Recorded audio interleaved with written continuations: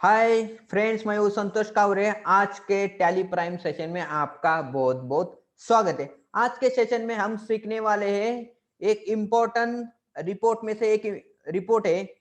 वो है रिपोर्ट हमारा रिसीवेबल रिपोर्ट कैसे जनरेट करते हैं, उसके बारे में आज हम डिस्कस करने वाले हैं।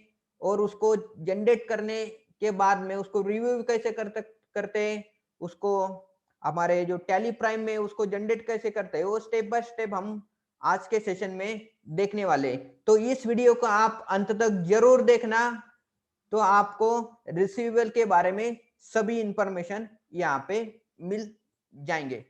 तो चलो दोस्तों, मैं आपको लेके चलता हूँ हमारे टैली प्राइम का जो स्क्रीन है, आपको शेयर कर लेता हूँ। दोस्तों, ये हमारा टैली प्राइम का स्क्रीन ऑलरेडी हमने यहाँ पे टैली प्राइम में नया कंपनी है वो यहाँ पे बना दिया है। और यहाँ पे आज हम देखने वाले हैं कि रिसीवेबल रिपोर्ट्स हैं वो कहाँ से देखते हैं और कैसे देखते हैं। तो दोस्तों, नॉर्मली जो अकाउंटेंट लोग है, जो नॉर्मल पीपल है, वो क्या कर लेते हैं, जब भी हमारा रिसीवेबल रिपोर्ट देखने रहेगा तो नॉर्मली क्या होता है कि वो गेटवे ऑफ टैली में जाते हैं कि नॉर्मल में दोनों भी प्रोसेस आपको दिखाने वाले कि नॉर्मल केस में कैसे देखते हैं और उसको अपने एडवांस लेवल के ऊपर रिसीवेबल रिपोर्ट कैसे देखते हैं।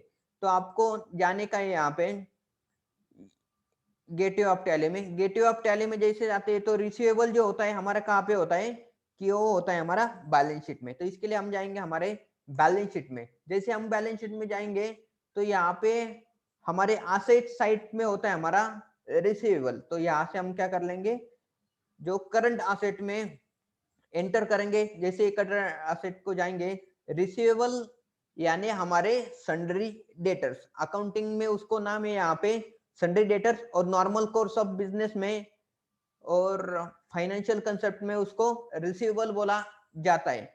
तो यानी रिसीवेबल यानी हमारे सन्ड्री डेटर्स होते हैं। तो नॉर्मल हम करंट एसेट में जाके सन्ड्री डेटर्स में यहाँ पे एंटर करेंगे तो जो भी आउटस्टैंडिंग सन्ड्री डेटर्स है यहाँ पे हमें दिखाई देते हैं। कौन से दिखाई देते हैं? Outstanding, only outstanding. अगर कोई डेटर से उसका पास से हमने उनको क्या किया, मटेरियल बेचा, उनके पास से पैसे आए और उनका अकाउंट अगर जीरो हो गया है तो यहाँ पे वो नाम है यहाँ पे नहीं दिखाएगा, क्योंकि उनका जो बैलेंस है वो जीरो है। तो अगर आपको देखने का है कि किन किन लोगों ने हमारा इस पर्टिकुलर फाइनेंशियल ईयर में जो ये सेल किया है और उसके बाद में हमें उसका पैसा भी मिला है, अगर वो देखने का है तो आपको क्या करना पड़ेगा, आपको करने का F12 टाइप। F12 टाइप करने के बाद में आपको यहाँ पे क्या करने का है, यहाँ पे ओपनिंग बैलेंस को यस करेंगे, यहाँ पे ट्रांजेक्शन को यस करेंगे, और यहाँ पे आपको क्लोजिंग बैलेंस जो है यहाँ पे आपको यस करने का। यस करने के बाद में आपको इसको बाकी सब चीजें उसको बाय डिफॉल्ट रख के उसको ये जो विंडो को एक्सेप्ट करेंगे। तो इसके बाद में दोस्तों यहाँ पे दिखाई दे रहे हैं हमारे 3 डेटर्स है, उसमें से एक ही डेटर्स ABCD लिमिटेड, उनका क्लोजिंग बैलेंस है यहाँ पे एक ही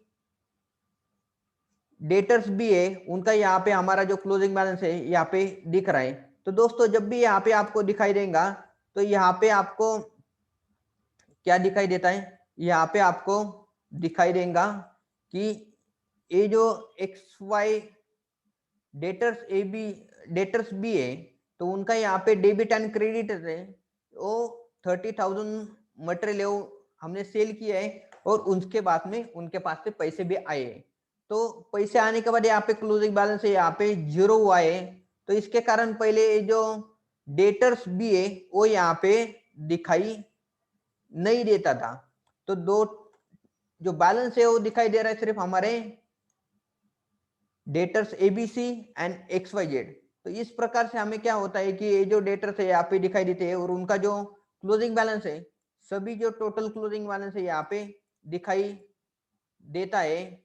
तो टोटल है 182,626, ये हमारा डेटर्स का क्लोजिंग बैलेंस है एज ऑन 31 मार्च। यहाँ पे जो पीरियड यहाँ पे दिखाई देता है कि 1 अप्रैल से लेके 31 मार्च 2022 तक का हमारा बैलेंस यहाँ पे दिखाई देता है। करेक्ट है।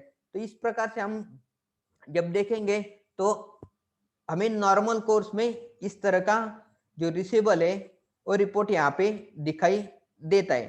तो दोस्तों इसके बाद में हमें अगर एडवांस लेवल पे एंड एजिंग वाइज रिसीवेबल का रिपोर्ट अगर देखने का है तो दोस्तों उसके लिए आपको जाना पड़ेगा अलग रिपोर्टिंग के विंडो पे। मगर उसके पहले हम देखेंगे कि अलग रिपोर्टिंग के विंडो पे जाने के पहले में हम आपको दिखाएंगे ये जो पर्टिकुलर किसी एक डेटर्स का आपको अगर एजिंग वाइज रिपोर्ट देखने का है तो आप यहां से भी उसको चेक कर सकते हैं। तो कैसे चेक करेंगे, तो यहाँ पे आपको जाने के डेटर्स के लेजर को और 31 मार्च को आप एंटर करके आपको यहाँ पे एक विंडो अमाउंट है, यहाँ पे कुछ नहीं दिखाई दे रहा है, मगर हमें अगर बिल वाइज डिटेल देखने का है तो आपको यहाँ पे जो राइट हैंड साइड के ऊपर जो ऑप्शन है वहां पे F5 बिल वाइज यहाँ पे लिखा है, तो वहां पे आपको क्या करने का है, F5 प्रेस करने का है। क्या करने का, F5 प्रेस करने का। तो मैं यहाँ पे F5 प्रेस करता हूँ। तो जैसे ही दोस्तों यहाँ पे F5 प्रेस करेंगे तो यहाँ पे हमें दिखाई देता है कि ये जो टोटल 7626, ये जो 7626 जो अमाउंट है वो कहाँ से आई है। तो दोस्तों यहाँ पे आ गई है, यहाँ पे हमारे दो इनवॉइसेस है यहाँ पे, एक तो एक 4 नंबर वाला इनवॉइस और 1 नंबर इनवॉइसेस है। दो इनवॉइसेस यहाँ पे आउटस्टैंडिंग है और इन दोनों का यहाँ पे अमाउंट अगर करेंगे प्लस माइनस तो यहाँ पे टोटल आ रही है 7626। इतना यहाँ पे अमाउंट हमारे पास दिखाई देता है। तो उसको हम क्या करेंगे, अगर डिटेल में देखने का तो यहाँ पे दिखाई देता है कि हमारा ए बैलेंस और एक डेबिट बैलेंस, इसका टोटल मिला के अमाउंट वहां पे रिफ्लेक्ट होता है। करेक्ट। तो इस तरह से हम हमारे जो डेटर्स में जाके एजिंग वाइज रिपोर्ट देख सकते हैं। और दूसरा और एक रिपोर्ट होता है, वो होता है आपको जाना पड़ेगा गेटवे ऑफ टैली पे। जैसे हम यहाँ पे गेटवे ऑफ टैली में आएंगे तो डिस्प्ले मोर रिपोर्ट है, यहाँ पे डिस्प्ले मोर रिपोर्ट के ऊपर क्लिक करेंगे और स्टेटमेंट ऑफ अकाउंट्स यहाँ पे क्लिक करेंगे। जैसे हम display more report statement of account करेंगे तो यहाँ पे जो भी outstanding interest calculation cost centre and statistic ये सब जो है दिखाई दे रही। तो यहाँ पे क्या आउटस्टैंडिंग है, तो यहाँ पे हमारा आउटस्टैंडिंग हम देखेंगे। डेटर्स वो भी पार्ट ऑफ आउटस्टैंडिंग होते हैं कि रिसीव डेटर से आउटस्टैंडिंग अमाउंट है वो रिसीवेबल आने वाला है हमारे पास।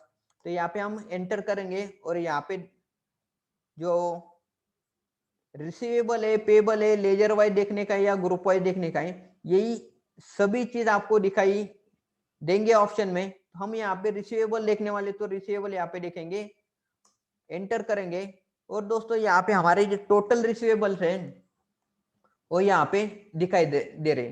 तो टोटल रिसीवेबल है उसका जो टोटल है 185,986 ये अमाउंट है। और उनका जो भी आउटस्टैंडिंग अमाउंट है तो यहाँ पे दिखाई दे रहा है कि सबसे पहले आपको कि इनवॉइस डेट है और इनवॉइस नंबर, रेफरेंस नंबर यानी इनवॉइस नंबर, ये कौन से पार्टी का इनवॉइस हमने रेज किया है वो दिखाई देगा। और उसके बाद में कि हमारा पेंडिंग अमाउंट कितना है यहाँ पे, और अमाउंट के बाद में अगर कुछ पोस्ट डेटेड चेक या कुछ पेमेंट एक कई एंट्री हमने किया है तो यहाँ पे आपको दिखाई देंगे। उसके बाद में हमारा फाइनल बैलेंस है तो यहाँ पे दिखाई देता है। उसके बाद में ड्यू कब हुआ है और यहाँ पे ओवर ड्यू कितना है, तो ये सब कैलकुलेशन करके हमें यहाँ पे ऑटोमेटिकली दिखाई देता है। ये सभी डिटेल्स हमें एक ही स्क्रीन में मिल जाते हैं। उसके बाद में अगर आपको और अमाउंट है उसको एजिंग वाइज मेथड में देखने का है तो आपको करने का F6। यहाँ पे हम F6 करेंगे तो यहाँ पे एजिंग एनालिसिस किस टाइप में करने का वो आपको यहाँ पे दिखाता है। यहाँ पे क्या हमारा एजिंग एनालिसिस, और यहाँ पे आपको एक ही दो ऑप्शन दिखाई देंगे। एक तो एक आपको एजिंग जो है बिल के डेट वाइज एजिंग देखने का है, या आपका बिल होने के बाद जब ड्यू डेट है उस मेथड से आपको एजिंग वाइज देखने का, वो आपको यहाँ पे सिलेक्ट करने का। तो यहाँ पे दोनों भी ऑप्शन है, जो आपको कन्वीनियंट है उसके अकॉर्डिंग कर सकते हैं। मगर नॉर्मली जो है वो जो रिसीवेबल रिपोर्ट देखा जाता है वो देखा जाता है हमारा बिल के डेट वाइज, तो यहाँ पे एजिंग बाई बिल डेट है वो यहाँ पे हम सिलेक्ट करते हैं। तो यहाँ पे जैसे हम ये सिलेक्ट करते हैं, यहाँ पे हमें जो कौन से फॉर्मेट में देखने का वो फॉर्मेट यहाँ पे हमें सिलेक्ट करना पड़ता है कि एजिंग वाइज यानी कितना पुराना बिल्स है। तो यहाँ पे कि 0 से लेके 30 डेज के ब्रैकेट वाले दिखेंगे, 30 टू 60 डेज का ब्रैकेट है, यहाँ पे 60 टू 90 डेज का ब्रैकेट आएगा, 90 टू 180 डेज एंड 180 टू 0 यानी उसके अबव, 180 टू 180 अबव, वो सब जो इनवॉइसेस इस ब्रैकेट में दिखाई देंगे। तो हमें उसको एंटर करके यहाँ पे करेंगे। तो एक्सेप्ट करने के लिए यहाँ पे पूछा जाता है, तो हम यहाँ पे एंटर करेंगे। जैसे एंटर करेंगे तो दोस्तों यहाँ पे हमें जो भी आउटस्टैंडिंग अमाउंट है वो सभी ब्रैकेट वाइज दिखाई देते, ब्रैकेट यानी हमारे डेज वाइज। तो यहाँ पे दिखेंगे कि बिलो 30 डेज वाले जो भी अमाउंट है यहाँ पे दिखेंगे, इस कॉलम में आपको दिखाई देंगे। तो दूसरा है कि यहाँ पे आपको दिखेंगे कि 30 डेज टू 60 डेज यहाँ पे 0 अमाउंट है, वैसे ही 60 टू 90 बाद में कि 90 टू 180 डेज का जो अमाउंट है यहाँ पे दिखाई दे रहा है। तो यहाँ पे अगर मल्टीपल अमाउंट है तो यहाँ पे मल्टीपल इनवॉइसेस ऊपर है, तो यहाँ पे वो सभी इनवॉइसेस का ब्रैकेट वाइज टोटल यहाँ पे बॉटम लाइन पे यहाँ पे दिखाई देगा। उसके बाद में आपको यहाँ पे दिखाई देगा कि आपको 180 डेज के अबव कौन से एडवांस है, और यहाँ पे हमारा फाइनल बैलेंस है वो यहाँ पे दिखाई देगा। उसके बाद में आपको एक ही ड्यू ऑन, वो कब ड्यू हो गया था, ड्यू कब हो गया था, ये भी दिखाई देगा कि एज पर उनका credit term at the time of debtors creation, हमने जो भी क्रेडिट टर्म यहाँ पे सिलेक्ट किए उसके अकॉर्डिंग ये दिखेगा। तो दोस्तों इस तरह से जो है आप आपके जो डेटर से उसको एजिंग वाइज देख सकते हैं, और एजिंग वाइज देखने के बाद में हमें यहाँ पे क्या दिखेगा, रिपोर्ट इस तरह से हमें दिखाई देगा। तो दोस्तों इस तरह से जो है आप क्या कर सकते हो, उसको बाद में एक्सेल में भी एक्सपोर्ट कर सकते हैं इजीली। जैसे आप एक्सेल में इजीली एक्सपोर्ट करेंगे तो वो कैसे दिखेंगे मैं आपको यहाँ पे दिखा दे देता हूँ। तो उसको क्या करने का, ये रिपोर्ट को अगर एक्सेल वाइज आपको करने का है तो हम यहाँ पे क्लिक करना पड़ेगा हमारा एक्सपोर्ट के, एक्सपोर्ट पे करेंगे तो यहाँ पे ऑप्शन देगा कि करंट या अदर या कुछ मास्टर या दूसरा कोई रिपोर्ट है वो भी आपको करने का है। तो मगर हमारा जो करंट स्क्रीन है वही आपको एक्सपोर्ट करने का है, तो इसको हम एंटर करेंगे। तो यहाँ पे कॉन्फ़िगर यहाँ पे जो है वो करने के लिए बोल रहा है कि आपको कौन से फॉर्मेट में आपको क्या करने का है, रिपोर्ट करने का, ये सब चीजें होगा। तो यहाँ पे फॉर्मेट है एक्सेल स्प्रेडशीट में देखेंगे, और एग्जिस्टिंग फाइल में आपको अपडेट करने का है, लोकल ड्राइव पे सेंड करने का है, या फिर आपको जो एक कौन से पाथ है यहाँ पे दिखाई दे रहे हैं, और फाइल नेम क्या रहेगा। तो उसको अगर हम फाइल में देंगे यहाँ पे रिसीवेबल, तो रिसीवेबल यहाँ पे हम लिख देते हैं और उसको एंटर करेंगे। जैसे एंटर करेंगे और उसको हम एस्केप करते हैं और यहाँ पे सेंड करेंगे, तो ये जो बिल वाई डिटेल है यहाँ पे क्या होगा, ऑटोमेटिकली एक्सेल में एक्सपोर्ट होना यहाँ पे शुरू होगा। करेक्ट। जैसे यहाँ पे एक्सेल में कि थोड़ा टाइम लगेगा प्रोसेस होने के लिए, नॉर्मल कोर्स में इतना ज़्यादा टाइम नहीं लेता है, और यहाँ पे ऑटोमेटिकली हमारा जो स्क्रीन है यहाँ पे दिखाई दे रहा है, यहाँ पे एक्सपोर्ट हुआ है। मैं आपको यहाँ पे जो एक्सपोर्ट हुआ है जो स्क्रीन है यहाँ पे आपको दिखाई देगा।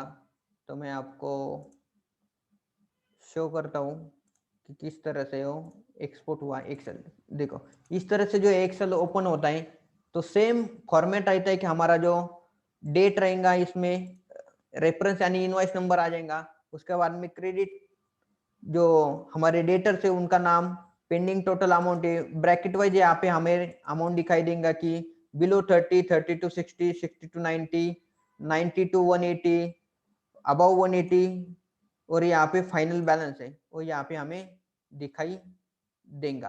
करेक्ट है। तो दोस्तों इस तरह से जो है हम ये जो रिसीवेबल रिपोर्ट है इसको हम इस तरह से एक्सपोर्ट करके हमारी जो भी रिपोर्टिंग मैनेजर है, हमारे जो मैनेजमेंट है, कंपनी के ओनर है, उनको हम सबमिट कर सकते। उसके बेसिस पे हमें डिसाइड करने का है कि कौन से इनवॉइस से ओवरड्यू हो गए, कितने दिन से पेंडिंग है, और उसके बाद में उसको हमें फॉलो कर सकते, ताकि जो इनवॉइस से लॉन्ग, जो बहुत दिनों से पेंडिंग है, उसको हम पहले से ही फॉलोअप में लेंगे, तो जो लॉन्ग पेंडिंग अमाउंट है उसको हम क्या कर सकते, रिकवर कर सकते।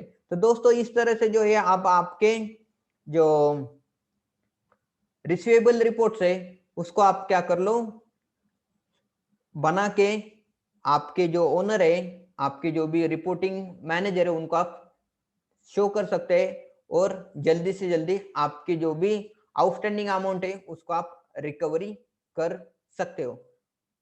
तो थैंक यू सो मच आज का वीडियो देखने के लिए। अगर आपने अभी तक हमारे चैनल को सब्सक्राइब नहीं किया तो सब्सक्राइब करो, बेल आइकन को हिट करो, और ऐसे ही जुड़े रहिए हमारे साथ। नए नए वीडियो हम लेके आ जाएंगे। तब तक के लिए आपका बहुत बहुत शुक्रिया। Thank you so much.